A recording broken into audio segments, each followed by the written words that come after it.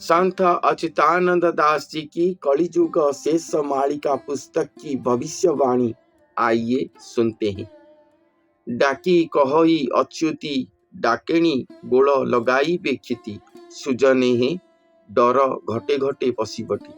जब कलियुग का अंतिम समय आएगा तब डाकेणी गण धरती पर खेलेंगे और इस तरह से वो उपद्रव करेंगे कि घटा घटा में भय संचार हो जाएगा। टेक अच्युतिर बोल टली टली पृथ्वी हेले दिफाल सुजने हैं टापरा मणिबे से मूढ़ मेल।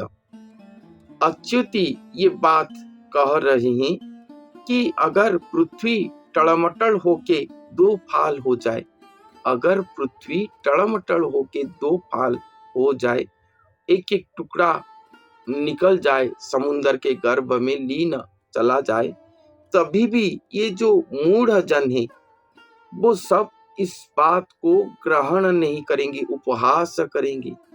तो ये संतों की भविष्यवाणी, इसको वो क्या ग्रहण करेंगे? जो कलियुग का आयु वेद में 4,32,000 वर्ष लिखा गया है, जो 500-700 वर्ष की संत गण कहते हैं कि यही 5,000 सालों में ही पृथ्वी महाप्रलय को सम्मुखीन करेगा और उसी समय ही स्वयं भगवान विजय करेंगे धरती पर, लीला करेंगे धरती पर, और उस समय ये सभी लक्षण दिखाई देगा। ये बात को सुनकर मूढ़ जन, शास्त्र विरोधी जन इसको ग्रहण नहीं करेंगे। चाहे पृथ्वी दो फाल हो जाए तभी भी ये मूढ़ जन उसको ग्रहण नहीं करेंगे, उपहास में उड़ा देंगे। यही बात संत कह रहे हैं। इसलिए भविष्यवाणी ग्रंथों पर लिखा गया है कि उपहासित जनों के सामने, मूढ़ निंदुक जनों के सामने कभी भी ये शास्त्र को आलोचना नहीं करना चाहिए। मद्यप चंडाल के सामने भी ये शास्त्र को उपस्थापन नहीं करना चाहिए। ये संतों ने लिखे हैं। ढमाड़ी अच्युत कही ढमाड़िया हरवर लगाई सुजने हैं ढमे मरीबे दरांडी हुई। ढमाड़ी अच्युत कहते हैं, अपने आप को बहुत मजेदार कहते हुए संत कह रहे हैं कि जो ढमाड़िया व्यक्ति हैं वो सब जल्दी जल्दी हो जाएंगे, हरवर हो जाएंगे। कुछ लोग तो ये शास्त्र को अविश्वास करेंगे और कुछ जन इसको विश्वास करेंगे। उनमें से कुछ जन ये शास्त्र को सुनकर बहुत हरवर हो जाएंगे कि भगवान आ रहे हैं, वो तो आकर कहीं पर गुप्त में रहे होंगे, चलो हम उन्हें ढूंढ के निकालते हैं। समय से पहले भगवान के पास कोई भी पहुंच नहीं पाएगा, पहुंच नहीं सकता। उनके इच्छा के बिना उनके पास कोई नहीं पहुंच सकता। फिर भी ये लोग उन्हें ढूंढने चलेंगे, हरवर हो जाएंगे ये लीला को सुन के, और चारों ओर ढूंढेंगे मगर शून्य हस्त ही उनका सार होगा। ढूंढते ढूंढते वो सब मर जाएंगे, फिर भी पहुंच नहीं पाएंगे उनके पास, कुछ भी उनके हाथ नहीं लगेगा। इसलिए संत कहे हैं कि भक्त जन सारे पृथ्वी पर मुझे ढूंढेंगे कि मैं कहाँ अवतरण करके रहा हूँ, फिर भी कोई भी नहीं पाएगा। नाना देश पर जाकर भी ढूंढेंगे मगर कोई भी मुझे नहीं पाएगा, और अंत में वो खुद ही अपने आप को विख्यात करेंगे। ये भी बात लिखा गया है कि वो खुद ही विख्यात करेंगे अपने आप को, उन्हें कोई ढूंढ कर नहीं पा सकता। तियारी अच्युत कही त्रिविंशरे थय रहिब नाही सुजने हे नीति रडी के पारिब सही।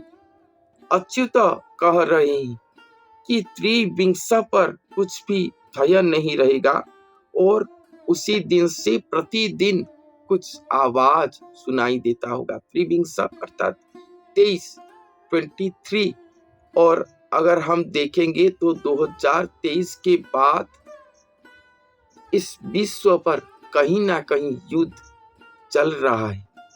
प्रतिदिन युद्ध चल रहा है, चाहे वो रूस यूक्रेन का युद्ध हो, वो तो 2022 से शुरू हो चुका है।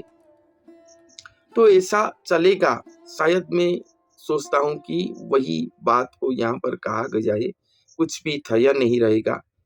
तो ऐसा परिस्थिति सृष्टि होगा और प्रतिदिन चित्कार सुनाई देगा।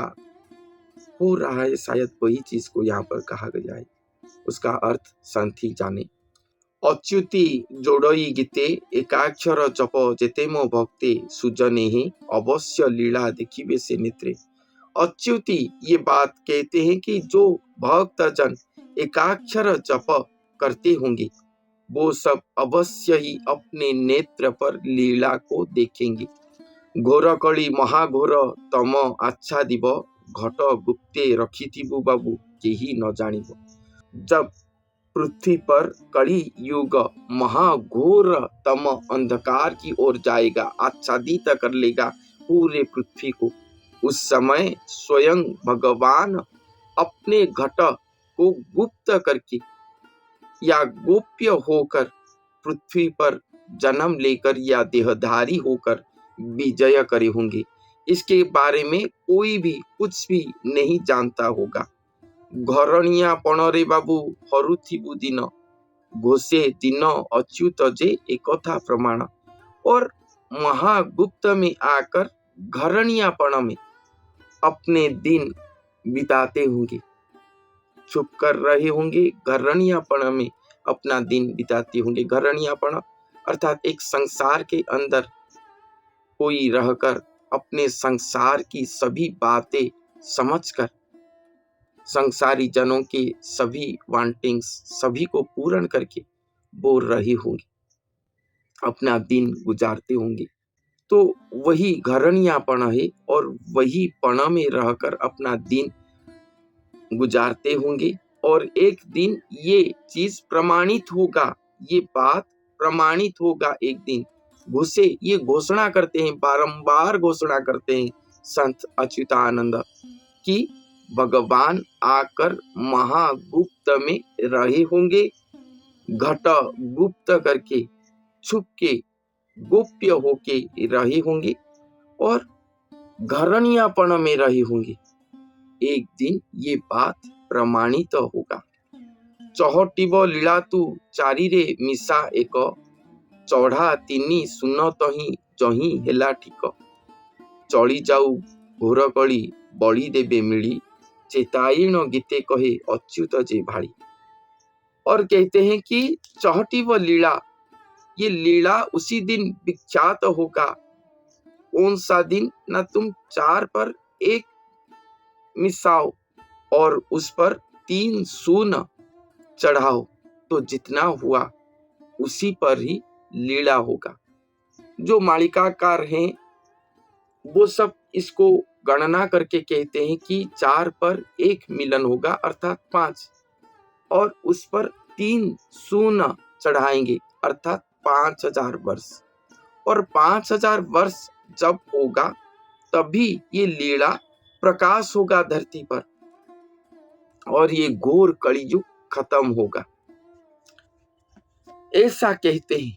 मगर मेरा व्याख्या थोड़ा अलग है, क्योंकि संत ने कहे हैं कि 4 ही स्वरूप एक अंग हुई, 4 स्वरूप एक अंग होंगे। चतुर्धा स्वरूप होकर वो विजय करेंगे, चतुर्धा स्वरूप होके वो विजय करेंगे। भक्त जन 3 जन्म को धारण करेंगे और हमारा 1 जन्म होगा। ये बहुत शाब्दिक तात्विक वर्णन है। भगवान वैसे ही धरती पर महावतरण नहीं करेंगे, वो अपने आप को सृष्टि करेंगे, अपने आप को सर्जना करेंगे। एक ही नर विशेष शरीर पर अपने आप को सर्जना करेंगे। एक ही नर, पहले वो नर को जन्म देंगे, गुरु स्वरूप पर प्रतिष्ठा करेंगे। वो नरदेही उन्हीं के ही अंगजात अंश, अंशावशेष या सबाशेष अंश होंगे, क्योंकि उन्हीं के बाद और कोई अवतार धरती पर आने वाले नहीं है। ये बात को आप सब ध्यान पूर्वक समझिए। एक ही नर विशेष जो कि भगवान के अंश अवतार होंगे, अंशावतार होंगे, उनका आत्म परिचय अच्युत होगा, जो कि मातृशक्ति श्री नित्य राधा शक्ति के द्वारा युक्त होकर जन्म लिए होंगे धरती पर। उन्हीं के शरीर पर मातृशक्ति जन्म से रहे होंगे, और जब वो गुरु स्वरूप में प्रतिष्ठित होंगे, प्रतिष्ठित का मतलब शून्य दरबार में प्रतिष्ठित होंगे, स्वयं आत्म शक्ति पर ससंपूर्ण होंगे, तभी उनके पास भगवान के एक एक अंश आएंगे। कौन कौन आएंगे? पहले ब्रह्म नारायण आएंगे, ब्रह्म ज्योति संपन्न होके। इसलिए भविष्य मालिका पर लिखा गया है कि श्री जगन्नाथ महाप्रभु के पास से एक विराट ज्योति जाके मानव शरीर पर संस्थापित होंगे। ये वही जगत ज्योति है जो हर बार हर युग में लीला करने के लिए अवतार पुरुष स्वरूप में उदय होते हैं। वही अवतार स्वरूप ब्रह्म ज्योति आकार में उनके शरीर पर संस्थापित होंगे और ब्रह्म नारायण के रूप में उन्हीं के शरीर पर दृश्य होंगे। देह के ऊपर विदेह सत्ता दृश्य होगा। उसके बाद वही ब्रह्म नारायण जब देखेंगे कि ये धरती पर कली का गति प्रकृतिमय हो चुका है और मेरे सीमित शक्ति में इसका विनाश संभव नहीं है, इसीलिए वो आकर वही अच्युत देही के शरीर में रहकर तप करेंगे, साधना करेंगे, कठिन योग साधना करेंगे, और वही साधना के बल पर वो अनंत शक्तिधारी होंगे। अनंत शक्तिधारी या अनंत नारायण के रूप में उदय होंगे। अर्थात एक ही शरीर है, मगर यही एक ही शरीर में चार स्वरूप विराजमान है। एक देही अच्युत स्वरूप, उन्हीं के पास रहे हैं आत्म शक्ति पर माता स्वरूप नित्य राधा स्वरूप, ये दूसरा है। तीसरा है ब्रह्म नारायण, चौथे नंबर पर रहे अनंत नारायण। तो ये चार स्वरूप एक अंग में विराजमान करे होंगे, चार स्वरूप एक अंग देही होकर रहे होंगे। यही चार स्वरूप के साथ आकर मिलेंगे स्वयं सृष्टिकर्ता श्री जगन्नाथ महाप्रभु। एक, वो एक ही है। भक्त का 3 जन्म होगा, अर्थात भक्त जो है अच्युत शक्ति है, उनका 3 जन्म ब्रह्म नारायण को प्राप्ति करने के बाद वो अच्युत नारायण बन गए, और अनंत शक्ति को पाने के बाद वो अनंत अच्युत नारायण बन गए। ये एक एक स्तर है, और घरणीयापन में रह के वो ये साधना करेंगे। ये साधना नहीं, ये असाधना, अणसाधना, महासाधना, ब्रह्ममय महासाधना, ये वही महासाधना है। अकेले घर संसार के अंदर रहकर सभी से छुप कर रहकर अपने शक्ति को बढ़ाते जाएंगे, और अंत में श्री जगन्नाथ महाप्रभु आकर पहुंचेंगे। ये 4 स्वरूप रहे होंगे, जगन्नाथ महाप्रभु आए एक, इसीलिए कहा गया है कि चारी रे मिस्सा एक, ये 4 में एक को मिलाओ, एक जगन्नाथ है, वो मिलेंगे 5 हुए। अच्युत देही, उनके ऊपर रहे नित्य राधा मातृशक्ति, ब्रह्म नारायण शक्ति, अनंत नारायण शक्ति, ये 3 जो कि शून्य देही होकर उन्हीं के साथ ही रही होंगे। इसीलिए लिखा गया है कि चौड़ा तीनी सुन, ये 3 जो रहे हैं उनके साथ, ये तीनों शक्ति जाकर जगन्नाथ महाप्रभु के शरीर पर लीन जाएंगी।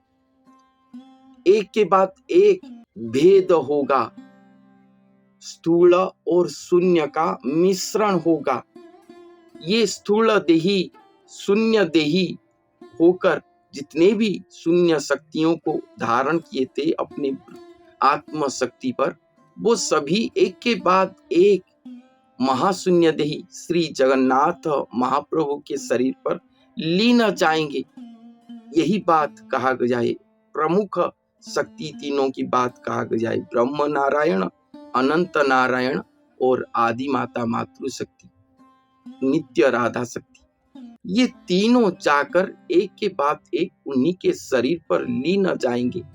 अंत में अच्युत और श्री जगन्नाथ महाप्रभु रह जाएंगे और कोई नहीं रहा होगा। वही अंशावतार अच्युत, देही अच्युत, गुरु स्वरूप अच्युत वही रहेंगे और जगन्नाथ महाप्रभु शून्य देही महाशून्य देही श्री जगन्नाथ महाप्रभु उन्हीं के शरीर पर रहे होंगे। उन्हीं के देह की आकार पर अपने शून्य आकार को युक्त करके रहे होंगे। दो स्वरूप मिलकर एक अंग होंगे। कलियुग में यही महाप्रेममय महाअवतार सृष्टि होगा। ये अध्याय को मैंने बहुत बार समझाया है, भविष्य मालिकाओं से पंक्तियों को उपस्थापन करके आप सभी के सामने उपस्थापन किया है। इसीलिए भविष्य मालिका ग्रंथों पर लिखा गया है कि अच्युतं जगन्नाथं साक्षात विष्णु स्वरूपकं कलियुगे भियाणंश्च अष्टगुजरी प्रकाशित।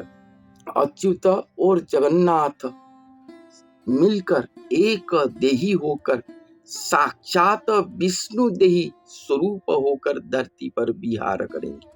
ये भियाण होगा, ये भियाण होगा, तैयार किया जाएगा, स्वतंत्र रूप में सर्जना किया जाएगा।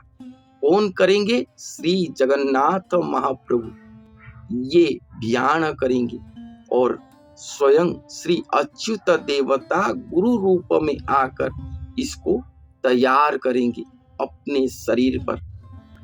यही उसका अर्थ है, चार स्वरूप पर एक स्वरूप आकर मिलेंगे और उनमें से तीन शून्य स्वरूप जाकर लीन हो जाएंगे और उसके बाद जो रहेंगे अच्युत और श्री जगन्नाथ वही लीला करेंगे और वही लीला करके ये घोर कलिकाल को अंत करेंगे।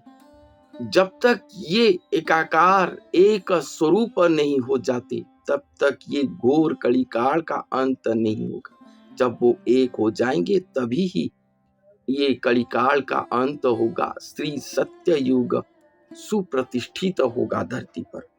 नाश जीवे दुष्ट लोके हेबे हाण गोल लीला देखुथिबु बसिरे अच्युत पामर। और दुष्ट लोग अपने ही अंदर युद्ध करके अपने अपने के अंदर युद्ध करके सब नाश हो जाएंगे और ये लीला को बैठकर अच्युत पामर खुद देखते होंगे। यही भविष्यवाणी इस पर लिखा गया है। तो ये पंक्ति को, ये महा अध्याय युक्त महालीला को अति संक्षिप्त में मैं आप सभी के सामने उपस्थापन किया हूं, क्योंकि पहले से बहुत बार इसको मैं वर्णन कर चुका हूं। आप लोग ध्यान से सुनिएगा तो जरूर ही समझ पाएंगे। सभी के विचार चिंता चेतना की बाहर की बात है ये, इसलिए समझना शायद आपके लिए थोड़ा मुश्किल हो सकता है। ध्यान पूर्वक सुनिएगा तो जरूर ही समझ पाएंगे। एक ही लीला अंग ही और उन्हीं के साथ ही सभी लीला संयुक्त होकर होगा और ये आखिर में प्रमाणित होगा। तो आज के लिए इतना ही। धन्यवाद।